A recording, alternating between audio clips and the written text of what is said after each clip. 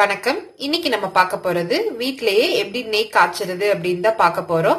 வாங்க எப்படி செய்யலாம்னு பார்க்கலாம். அதுக்கு முன்னாடி நம்ம சேனல் நீங்க இன்னும் சப்ஸ்கிரைப் பண்ணலன்னா மறக்காம சப்ஸ்கிரைப் பண்ணிட்டு கூடவே இருக்க பெல் ஐக்கானை கிளிக் பண்ணிக்கோங்க. நெய் காய்ச்சறதுக்கு ஃபர்ஸ்ட் நம்ம வெண்ணெய் எடுத்துக்கலாம். இதுக்கு நம்ம வீட்லயே காய்ச்சின பாலை இது மாதிரி எடுத்து கொஞ்ச நேரம் ஆற விட்டு மேல திரண்டு வர ஆடையை மட்டும் எடுத்து ஒரு பாத்திரத்துல நம்ம போட்டு வச்சுக்கலாம். பால்ல நல்லா வடிச்சிட்டு இது மாதிரி ஆடையை நம்ம தனியா ஒரு டப்பால எடுத்து போட்டு வச்சுக்கலாம். இது மாதிரி மூடி போடுற மாதிரி ஒரு பாத்திரத்துல எடுத்து போட்டு வச்சுக்கோங்க. போட்டுட்டு கொஞ்சம் தயிரை ஊத்தி கலந்து வச்சிடணும். இது மாதிரி டெய்லியும் நம்ம கிடைக்கிற ஆடையை இதுல மிக்ஸ் பண்ணி வச்சுக்கணும். இது மாதிரி நாங்க டெய்லி ஆடைய கொஞ்சம் கொஞ்சமா இந்த டப்பால போட்டு போட்டு வச்சிருக்கோம். பாருங்க, இத கிட்டத்தட்ட ஒரு 20 நாள் கொஞ்சம் கொஞ்சமா கலெக்ட் பண்ணி நம்ம ஃப்ரிட்ஜ்ல ஸ்டோர் பண்ணி வச்சிருந்தோம்.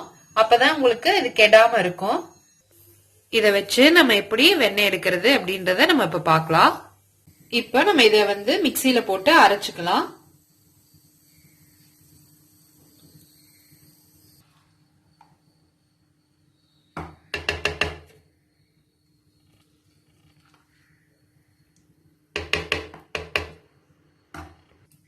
இப்போ இதுல போட்டாச்சு. ஃபர்ஸ்ட் இத ஒரு சுத்து அரைச்சிட்டு வந்துடலாம். சும்மா ஒரு சுத்து விட்டு எடுத்தாச்சு. இதுல கொஞ்சம் ஐஸ் வாட்டர் கலந்து நம்ம திருப்பி அரைச்சுக்கலாம். இது மாதிரி நல்லா வெண்ணெய் மேல திரண்டு வர அளவுக்கு அரைச்சிட்டு நம்ம இதை ஒரு பாத்திரத்துக்கு மாத்திடலாம்.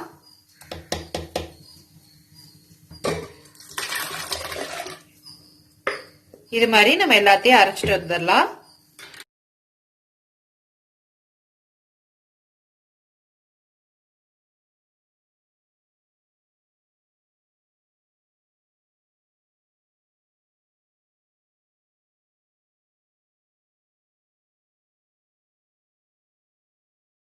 இப்போ இது எல்லாத்தையும் அரைச்சாச்சு.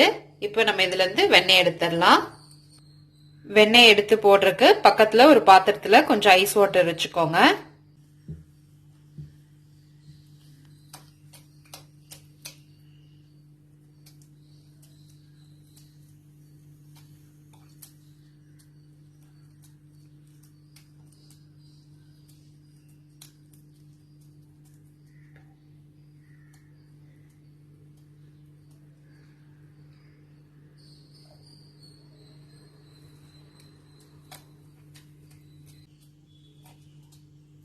இது மாதிரி மோரெல்லாம் நல்லா புழிஞ்சு விட்டுட்டு உருண்டை பிடிச்சி உள்ள போட்டுக்கோங்க.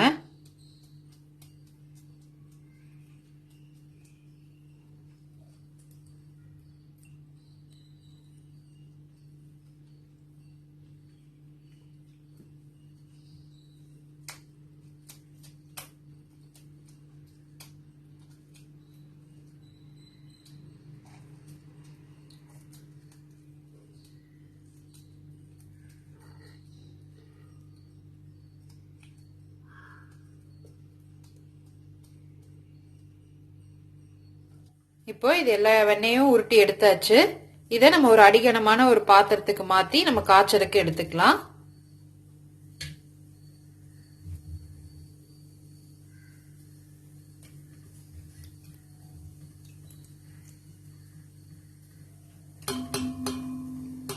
இது மாதிரி ஐஸ் வாட்டர்ல போட்டு எடுத்தோம்னா மோர்லாம் சுத்தமா கழுவிட்டு வந்துடும். அதுக்காக தான்.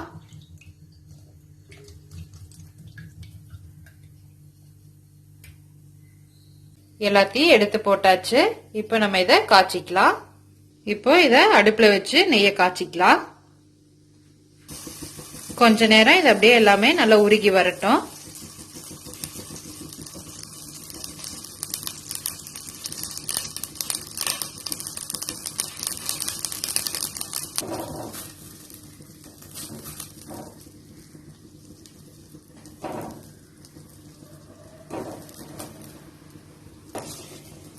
இப்போ எல்லாமே நல்லா கரைஞ்சிருச்சு.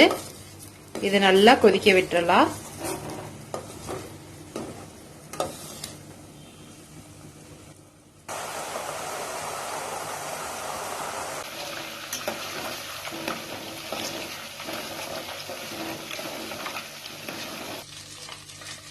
நெய் இந்த மாதிரி நல்லா பிரிஞ்சு தண்ணியாட்ட வந்ததுக்கு அப்புறம் சும்மா ஒரு 2 கல்லுப்பு கூட போட்டுக்கோங்க.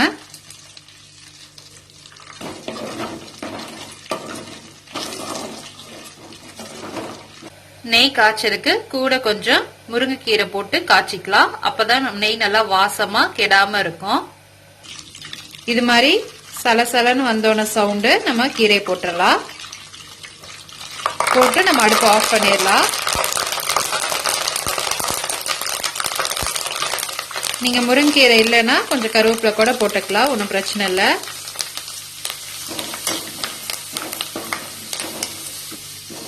அவ்வளவுதான். இதை நம்ம அப்படியே ஆற விட்டுட்டு வடிகட்டிக்கலாம். நெய் நல்லா ஆறினோன்னு இது மாதிரி நல்லா ஈரம் இல்லாத சுத்தமான பாத்திரத்துல வடிகட்டிக்கலாம்.